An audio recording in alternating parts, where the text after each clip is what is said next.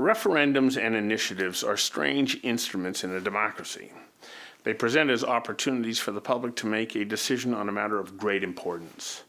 In some cases, they are fundamental to our system of governance. Other times, they are so red hot the government simply doesn't want to own the issue. In each case, you as the voter are asked to make a decision, one that will change laws. So how then do you make an informed decision? Where you get information that is detailed yet comprehensible?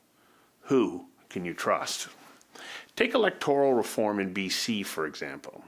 In 2018, it was a mess.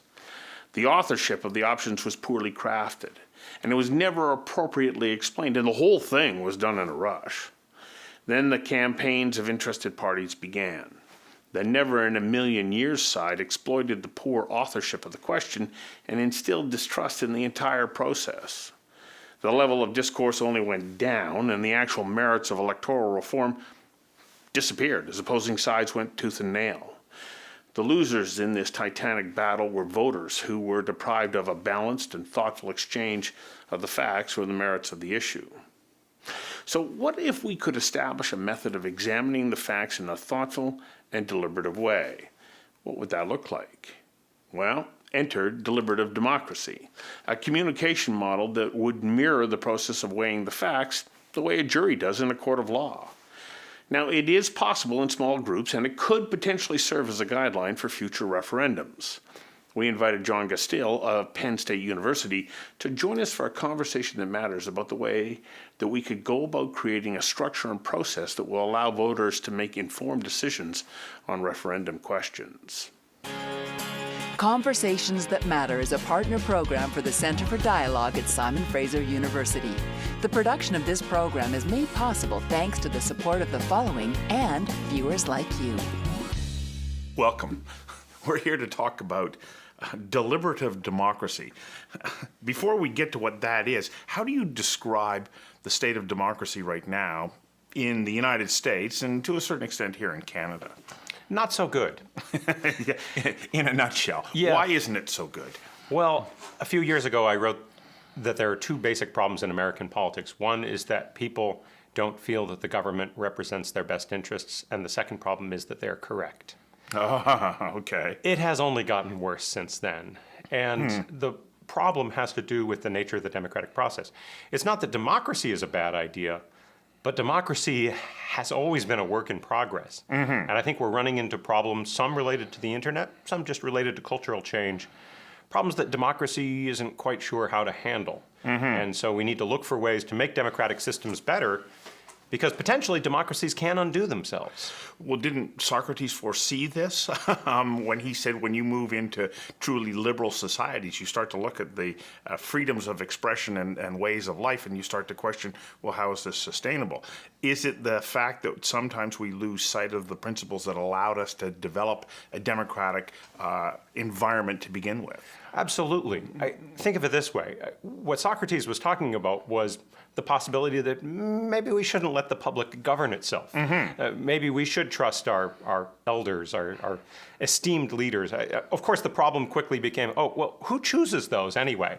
And who would they be accountable to? The answer would be no one. Yeah. So you wind up looking for ways to improve the public's judgment. And one of the great ironies of the last century is, as worried as we are about hyper-partisanship, people becoming attached to political parties and ideologies, it appears that one of the great remedies for democracy's problems, public education, might be the cause of that. That is, the more well, the more educated you become, the more amenable you are to sort of highly abstract ideas and the parties that represent those. So an educated public in some ways can be a more partisan public. And partisanship isn't necessarily bad. Hyper-partisanship was invented to say, okay, maybe you've gone a little too far. You're a little too obsessed with your tribe, and you forgot about the ideas and the debates that might give way to different philosophies. Back in the fall, the U.S. consulate suggests to me that I have two guests sitting here right where you are, one representing the Republican Party and the other the Democrats, and giving some kind of an explanation about the socioeconomic forces that were at play leading up to the midterm elections. Two highly intelligent, wonderful people who, by the end of the conversation, both agreed the problem is we can't talk to one another. There's so much anger at each other, we can't even talk to one another. That was stunning to me. And that really is where we're at, isn't it? Well, there's good research that shows that the polarization we're seeing may be more emotional or affective than ideological. That is, Democrats and Republicans as average voters aren't that different compared to how they were 30, 40 years ago, but they do to a much greater degree hate each other. Got to get you to hang on for a second while we take a quick commercial break. We'll be right back.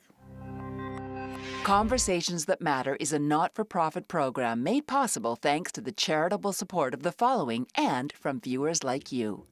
Please visit conversationsthatmatter.tv and help us to continue to produce this program. You know George Lakoff at UC Berkeley, and he talks about the fact that we've now been able to understand and sort of turn on its head some of the ideas that Aristotle put forward, saying, if only we can get emotion out of the way, logic will rule the day. Well, we've now learned that you can't get that emotion out of the way. You have to start there. And is that part of what we have to understand if we want to move towards a different kind of dialogue? Yes and no. Emotion's always going to have a place. It's a big part of who we are. But when I think about emotion in politics and its positive role, there's two things it does. One is it makes us care. Yes. Right? Deliberation itself requires a level of interest and engagement, concern, empathy, and it promotes some of those emotions. The other role for emotion is really to sort of get people to care. So if I want to give you an argument about the nature of poverty and how you can become locked into a community that's going to have lower levels of economic achievement, I probably shouldn't start with that kind of language. I can start with maybe a story and get your empathy fired up. And in deliberative processes, often emotion not only gets you there, but it also gets you to listen. Then what follows should be an argument. Okay. So is deliberative democracy really a communication model? Absolutely. It's a way of communicating both at the small group level and as a society as a whole. Okay. So you talk about the fact that the jury system is an ideal small group model. And I was reading this and I was thinking, okay, within the confines of the law, somebody has set up, the terms on which we are adjudicating the merits of what we've heard. I go, yeah, okay, I can see that. Because for one, you have to take time to hear the evidence. Right. You have to think your way through it. How does it fit with what you understand? And then you make a ruling. Where I have a little bit of trouble is saying, okay, well, how do I take that outside of that realm that has definite boundaries and apply it to the political process? I think that's a fair question. That is, the jury was designed to be a deliberative body within a judicial system. Right. What about within a political system, right? Like you said, there's no predefined case. You're not asked, guilty or not guilty. Well, the funny thing is in politics, sometimes that is the very nature of the question put to voters. When we have a referendum, for example, voters are simply asked guilty or not guilty, yes or no, up or down. Right. And in that sense, there's an analogy, right? They need to understand both sides, hear the case for both sides. They don't need to think through the full infinite range of possibilities. They're just going to be asked up or down. And what's remarkable is when you move from the small group of a jury where you have all this infrastructure, right? You have a judge, you have a courtroom, you have rules of evidence and so on. You now move into the political realm. And it's like we forgot all those. None of that. Hey, everybody, here's a ballot. And a free-for-all discussion that goes before it. Well, if there is a discussion, frankly. I mean, really what you're going to get is some advertising and some incredibly technical language written by the government. And that's not because the government is careless. It's because usually government officials have to give priority to neutrality. And so they write and describe things in a technical language that can't really be accused of partisanship, but it can be accused of being impenetrable. In the United States, when governments describe a typical initiative or referendum, the reading level we found is about first-year law school. That's what it takes to understand what they've just written. To understand it. Yeah. Wow. Now, and we're talking about the initiative process primarily. So I come forward, I want to put forward an initiative. And we've just done that in British Columbia. We put forward an initiative, in essence, about electoral reform. Well, the dialogue was muddled and messed up and driven by emotion. So do you say that we need to put rules around that so that it will be easier to know like where the boundaries are and make it easier for those of us who have to vote on that initiative to fully understand what the implications of it are? Yes, and the rules aren't so much about restricting what people say, so much as creating another venue for more deliberative, reflective information to get to voters. So the process I study in Oregon, the electoral reform they have there, is meant to create a one-page summary of the issue written by your fellow citizens who have had a chance to study the issue that you can then quickly read and get a sense for what's really at stake here. That doesn't do away with anything else happening in that election, but it puts right in front of voters, in the voter guide sent to every household, some information that you might find credible and you certainly will find useful. How do you get people to listen or pay attention to that, though? Especially when you got all the other emotional appeals on either side of the issue, or maybe multiple sides of the issue at play. Well, in the United States, you can break down the public, say, into three groups. On the one hand, you have the hyper-partisans, right? And if the party tells them how to vote, that's how they're going to vote. There's not much you can do there.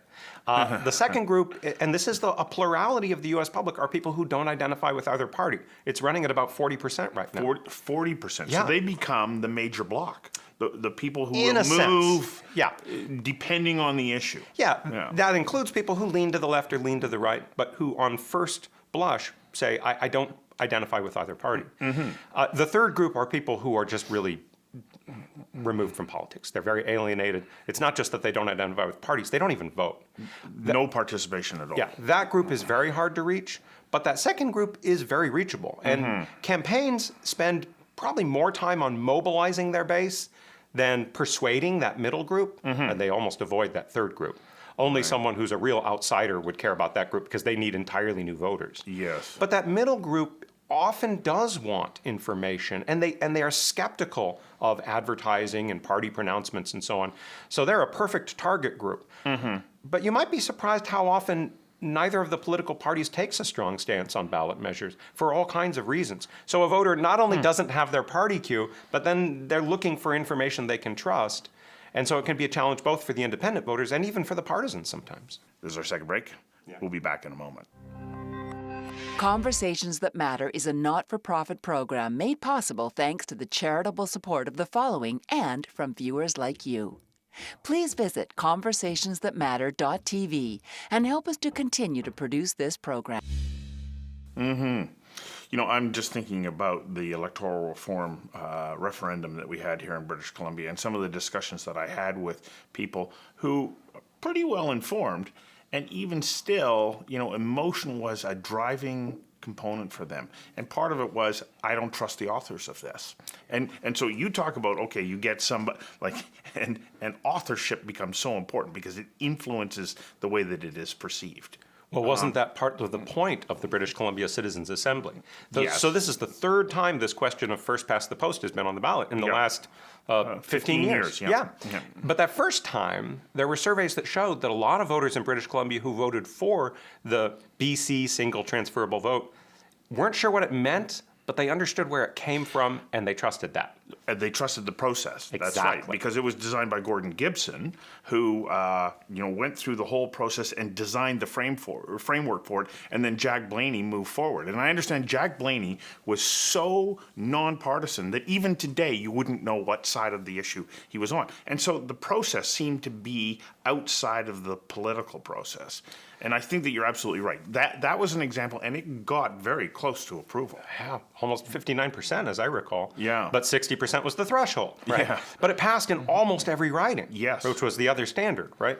So it's a shame in a way. I kind of wish the provincial legislature had said, you know what, that's good enough for us. So it didn't pass in the vote, but that doesn't mean we can't enact the law. That's right. I'll bet they could have done that. Maybe they didn't want to, but Well, because partisan politics then start to come into it, because you've now taken it out of that, you know, contained environment where you're looking at it from, as you point out, almost a jury perspective. Here's the evidence, you know, here's the credibility. You know, going back to Aristotle, he talks about, you know, what is the credibility of the authorship, and in that case, it played a very important role.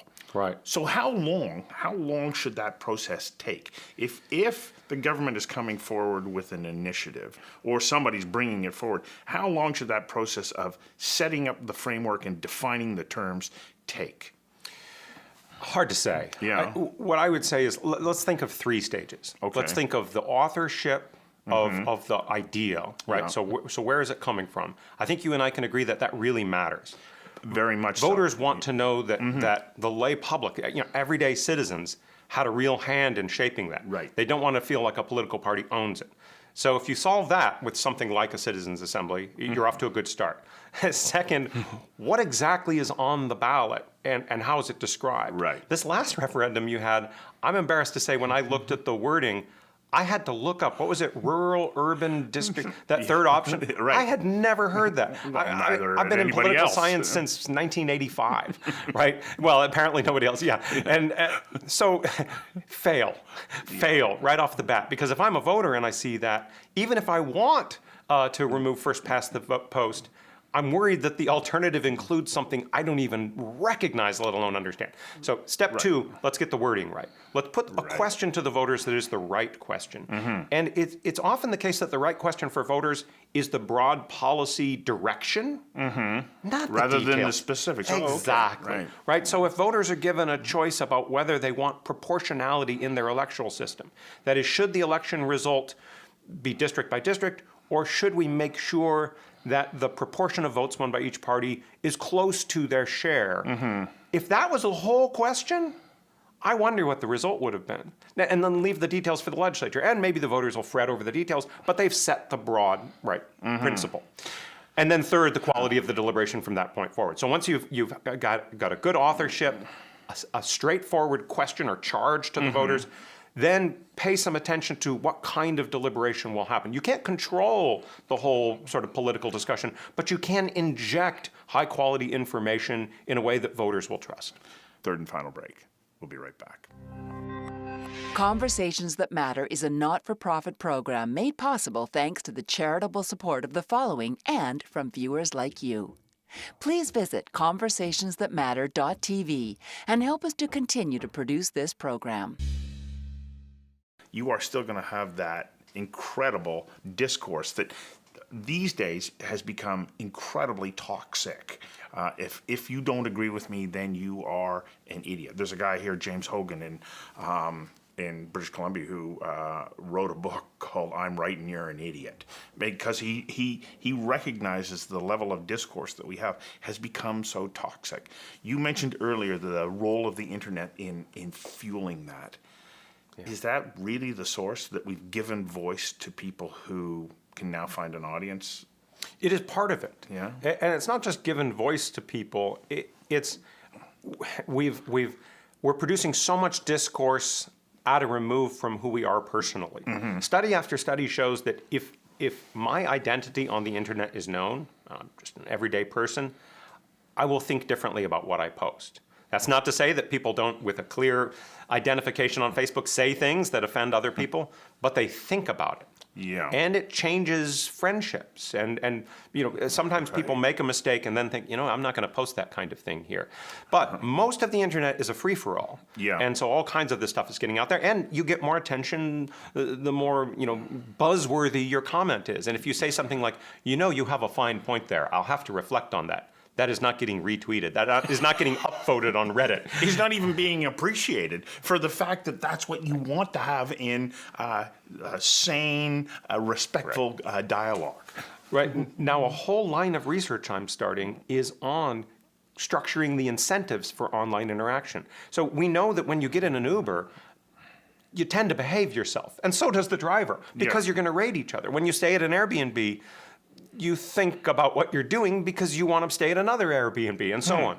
That these simple incentives for how you rate each other can affect each other. And imagine if we had a civic engagement system connected to public consultation in which you got some rewards of different kinds for how you interacted. That is, you might be put into a discussion and other people into the discussion would rate, did you make an original contribution? That is, did you step forward? That's good. We need that, right? Right. Were you respectful to people who disagreed with you?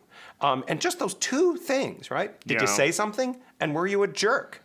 right? Right. If there are real incentives there, and we could think of all kinds of incentives, it might very quickly change behavior, because that's what it comes down to. Well, doesn't that happen in normal discourse when you are face to face with somebody? You look them in the eye. And If you have a reputation. Yeah. Right? And if it's someone you're looking in the eye who you're never going to see again, you might still care about your reputation. Yeah. And jurors tend to be very respectful.